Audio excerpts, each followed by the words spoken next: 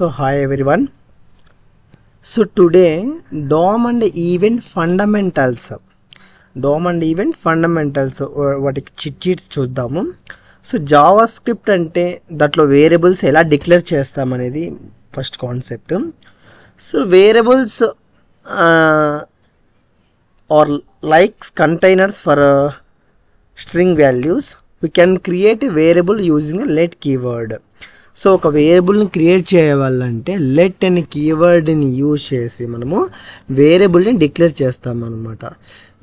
Storing ఒక వాల్యూని ఒక కంటైనర్లో ఒక వాల్యూని స్టోర్ చేయాలనుకుంటే storing the value we can create a variable using the let keyword. So let అని యూజ్ చేసి ఇప్పుడు ఒకటి మెసేజ్లో ఒక టెక్స్ట్ పెట్టాలనుకుంటే ఒక నెంబర్ పెట్టాలనుకుంటే లెట్ అనే కీవర్డ్ని యూజ్ చేస్తాం అనమాట. నెక్స్ట్ సో ఒక వేరియబుల్లో మనము సో లెట్ అనే కీవర్డ్ యూజ్ చేస్తామని చెప్పుకున్నాం కదా. Accessing the value to the variable. Okay, we can put the data into A variable using the assignment operator. So operators మనం నేర్చుకున్నాం కదా ఆల్రెడీ.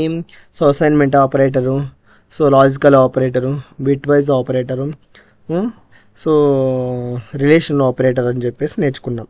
సో ఇప్పుడు లెట్ లెట్ ఒక వేరియబుల్ నేమ్ ఇచ్చేసి దానికి ఒక వాల్యూ ఇవ్వాలా. ఇప్పుడు let message equals to with in the double కొటేషన్లో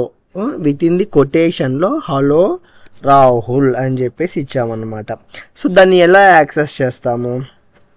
so అలాగైనా రాయొచ్చు. లెట్ మెసేజ్ అని, message equals to hello Rahul అన్నా కూడా మనకు ఓకే అవుతుంది అనమాట. ఇప్పుడు చూద్దాము, చూడండి. ఇప్పుడు let message equals to hello Rahul try the charging కింద మనం ట్రై చేయమని చెప్పారు. So console dot log dot message మనం అవుట్పుట్ చూడాలనుకుంటే సో కన్సోల్లో ఇప్పుడు మనము ఇలా వెళ్ళి కన్సోల్ ఓపెన్ చేసిన తర్వాత కన్సోల్ ఓపెన్ చేస్తే మనకు కన్సోల్లో చూపిస్తుంది. సో హలో రాహుల్ అని చూపించింది చూడండి. ఇప్పుడు ఇది కాకుండా లెట్ మెసేజ్ ఇది కాకుండా సో ఓన్లీ ఇది మాత్రమే పెట్టేసి కంట్రోల్-C అని చెప్పేసి స్పేస్ పెట్టేసిన తర్వాత మనకు ఈ మెసేజ్ అవసరం లేదు. ఇలా అయినా కూడా వేరియబుల్ని డిక్లేర్ చేయొచ్చు అనమాట. సో అలాంటప్పుడు కూడా హలో రాహుల్ అని కన్సోల్లో మనకు ప్రింట్ అవ్వడం జరుగుతుంది. సో హలో రాహులా లేదు, సో ప్రవీణ్ కుమార్ అని పెట్టామన్నమాట. సో కన్సోల్లో కూడా ప్రవీణ్ కుమార్ అనేది కన్సోల్లో ఖచ్చితంగా కనబడుతుంది అనమాట. సో ఒక వేరియబుల్ డిక్లేర్ ఎలా చేయాలో మనము ఈ క్లాస్లో నేర్చుకున్నాం అనమాట. Console dot log dot message ఇస్తే సో మనకు లెట్ అనే కీవర్డ్ని యూజ్ చేసి ఒక వేరియబుల్ నేమ్ తీసుకొని దానికి ఒక వాల్యూ ఇచ్చేసి console CONSOL console dot log dot message అని చెప్పినట్లయితే అది ప్రింట్ అవ్వడం జరుగుతుంది అనమాట. సో అర్థమైందా? నెక్స్ట్ సరే, డాక్యుమెంట్ ఆబ్జెక్ట్ మోడల్ DOM అని చెప్పేసి చెప్పామన్నమాట. The DOM is the structured representation of the HTML document created by the browser. DOM is the structured representation. ఇంతకుముందు చెప్పాలని క్లాసులో స్ట్రక్చర్ని రిప్రజెంట్ చేస్తుంది అనమాట. HTML document created by the browser. It allows JavaScript manipulate structure and style your website అనమాట. మనము ఈ manipulate చేసి స్ట్రక్చర్ని ఈ యొక్క దాన్ని మ్యానిపులేట్ చేసి మనము ఏం చేయొచ్చు, ఒక వెబ్సైట్ని స్టైల్గా అప్లై చేయాలన్నమాట. ఈ స్ట్రక్చర్ రిప్రజెంటేషన్ అనేది చేస్తుంది. ఇప్పుడు ఏమి HTML ఉంటుంది, హెడ్ ఉంటుంది, హెడ్ తర్వాత క్లోజ్ చేస్తుంటుంది, బాడీలో H1 ఉంటుంది, బటన్ ఉంటుంది. సో ఏమన్నా కానీ ఇవి first doc type HTML document అనేది డాక్యుమెంట్ అనేది ఏంటది? ఫస్ట్ ఆఫ్ ఆల్ అది ఒక ఎంట్రీ పాయింట్ అనమాట. అర్థమైందా? సో HTML అనేటివి ఇవన్నీ నోట్స్ అనమాట. ఓకే, నెక్స్ట్ 2.1 చూద్దాము. 2.1లో ఏమిచ్చాడు? డాక్యుమెంట్ ఆబ్జెక్ట్ అన్నాడు. It is the entry point of the DOM. So document అనేది ఏంటి? డాక్యుమెంట్ ఆబ్జెక్ట్ మోడల్కి ఎంట్రీ పాయింట్ ఏంటంట? Document. For accessing any HTML element you can should always starts with the assigning the document object first. So ఏదైనా HTML యొక్క ఎలిమెంట్ని, ఏదైనా HTML యొక్క డాక్యుమెంట్ని మనము జావా స్క్రిప్ట్లో సో అసైన్ చేయాలనుకుంటే first of all it can be starts with the document object, it can be entry point of the document object model. So document HTML document object model tree యొక్క structure format, it can be followed by the structure representation. Structure format representation ఈ యొక్క tree dam structure అనేది ఇక మనకు open కావడం లేదు. So ఇంతకుముందు క్లాసులో మీకు చెప్పడం జరిగింది. ఓకే, సో మెథడ్స్ అనేటివి ఉంటాయి డాక్యుమెంట్ ఆబ్జెక్ట్ మోడల్లో, మెథడ్స్ ఉంటాయి. గెట్ ఎలిమెంట్ బై ఐడి అని చెప్పేసి, the get element by ID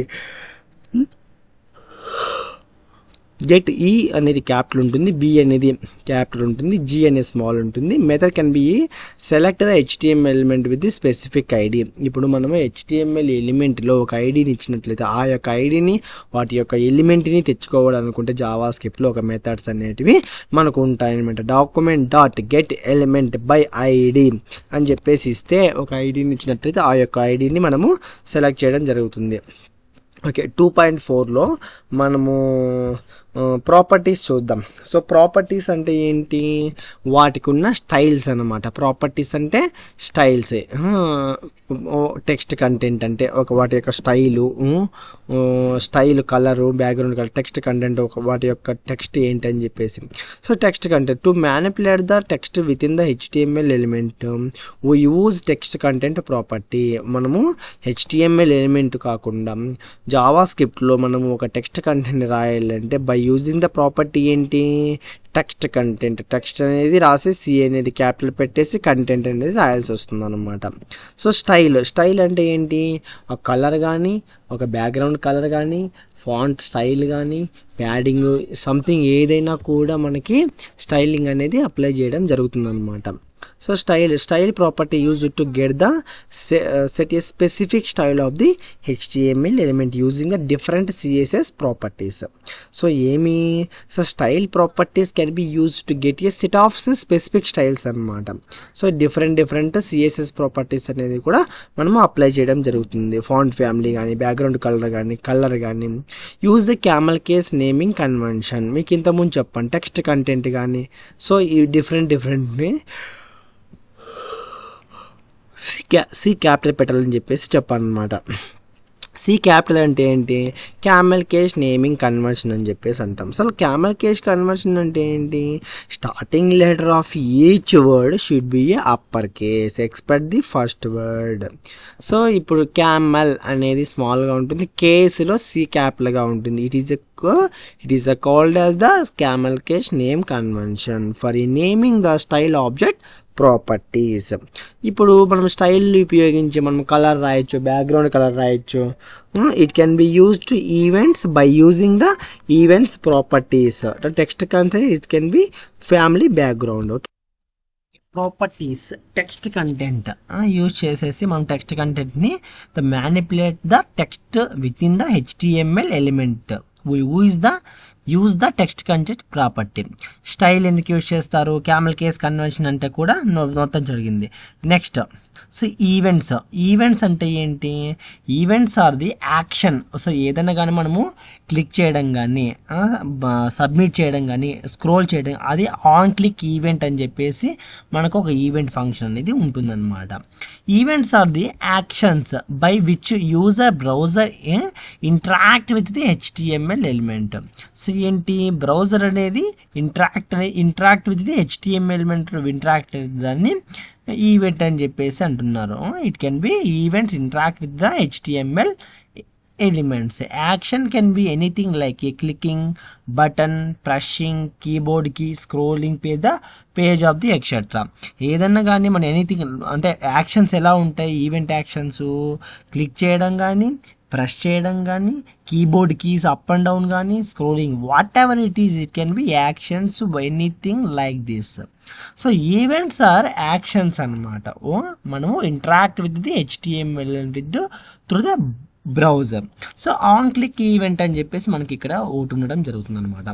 on click event అంటే ఏంటి, ఒక బటన్ క్లిక్ చేసినప్పుడు మనకు కావాల్సిన యొక్క ఫంక్షనాలిటీస్, మనకు కావాల్సిన యొక్క ప్రాపర్ ఫంక్షనాలిటీస్ అన్నీ కూడా మనకు రావాలి అని చెప్పేసి దీని అర్థం అనమాట.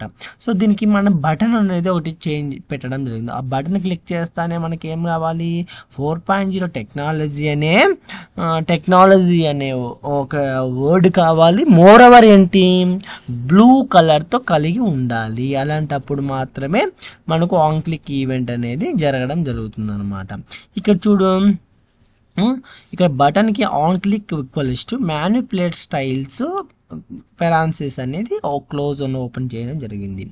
ఆ ఆన్ క్లిక్ ఈవెంట్ని మనము ఇక్కడ ఫంక్షన్స్గా యూజ్ చేయడం జరుగుతుంది అనమాట. Function manipulate style open close చేసిన తర్వాత curly braces open document dot get element by ID అనే ఒక మెథడ్కి హెడ్డింగ్ ఎలిమెంట్ అనే ఒక ఐడిని HTML ఎలిమెంట్ను తెచ్చుకున్నప్పటికీ టెక్స్ట్ కంటెంట్ 4.0 టెక్నాలజీ ఉండాలి, స్టైల్లో కలర్ యొక్క బ్లూ ఉండాలి అని చెప్పేసి చెప్పడం జరిగిందనమాట.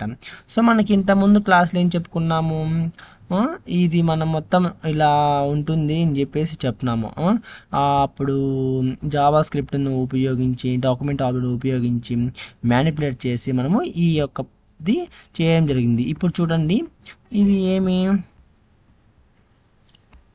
సో ఆన్ చేస్తానే, సో ఆఫ్ చేస్తానే బల్బు కళ్ళు మాత్రము లైట్ ఆఫ్ అయిందనమాట. సో ఆన్ చేస్తానే మన పిల్ అనేది కనిపించింది. అలా మనకు ఈ కోడ్ అనేది జరిగి ఉంటుంది. కోడ్ యొక్క image, so div, so class image, cat యొక్క ఐడిను, సో అవన్నీ తెచ్చుకున్నాం. ఇప్పుడు జావా స్క్రిప్ట్ గురించి చెప్దామన్నమాట. సో ఇప్పుడు స్విచ్ ఆఫ్ అయినప్పుడు ఏమేమో ఉండాలి, ఏ ఇమేజెస్ ఉండాలి, ఏ టెక్స్ట్ కంటెంట్ ఉండాలి, ఏ బ్యాక్గ్రౌండ్ కలర్ ఉండాలి అని చెప్పేసి మనం చెప్పడం జరిగిందనమాట. సో స్విచ్ ఆఫ్ అయినప్పుడు ఏమి, వాటి యొక్క బ్లూ ఇమేజ్, బల్బ్ ఇమేజ్ ఇది ఉండాలి అని చెప్పేసి మెన్షన్ చేయడం జరిగింది. సో క్యాట్ ఇమేజ్ ఇది ఉండాలి అని చెప్పేసి ఈ యొక్క URL పెట్టడం జరిగిందనమాట. టెక్స్ట్ కంటెంట్ ఏమి, స్విచ్డ్ ఆఫ్ అని చెప్పేసి ఉండాలి, ఆన్ అని చెప్పేసి ఉండాలి అని చెప్పేసి కూడా చెప్పడం జరిగిందనమాట. ఒక స్టైల్ యొక్క బ్యాక్గ్రౌండ్ కలర్ ఇది ఉండాలి, యొక్క బటన్ యొక్క స్విచ్ ఆఫ్ అయితే ఇలా ఉండాలని చెప్పేసి స్విచ్ ఆన్కి దానికి కూడా చెప్పడం జరిగిందనమాట. So it is the end of the class. Thank you and all the best.